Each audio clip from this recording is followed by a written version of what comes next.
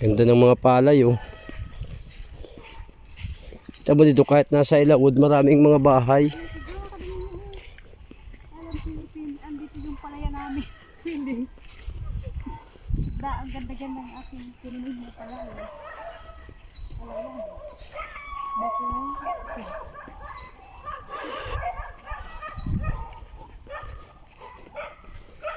Dito tumira, tahimik lang. Lupa to ni Armando Brusula. Yan. Tama-tama sa Abril oh.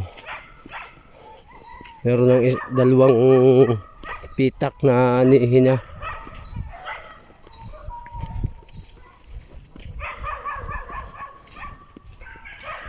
Yan, habang binabaybay natin ito, video na tayo. Punta kasi kami nung mag-ina ko sa Ilaud para magbisita sa aming kanyugan. Ba, may mga biik oh. Yan, tingnan yung mga lawad yung view ng papuntang Ilaud.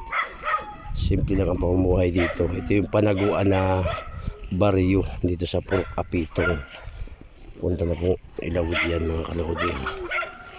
Tingnan nyo naman ang palayan. Napakaganda.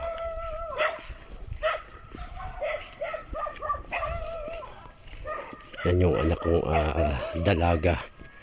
Panganay ko yan, idol. Nasa unahan si partner. Punta kami doon sa kumpare namin kasi kukuha kami ng pipino.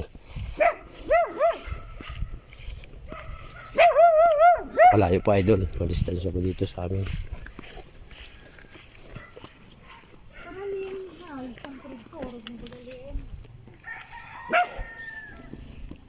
Kanina ano yan? Pigir eh? Pigir yan?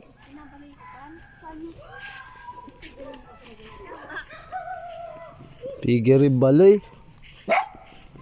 Mabuti ka pa. Ang ganda ng bahay mo ah. Kahit mga nasa Ilaud, simple lang oh. Wow. Yan idol, masasaksihan nyo pati yung binutas ng kalsada dito. Salvacion up to Moroponros and Alubo Terminal Airport. Yan, masasaksihan nyo lods mamaya. Ayun, sa dulo.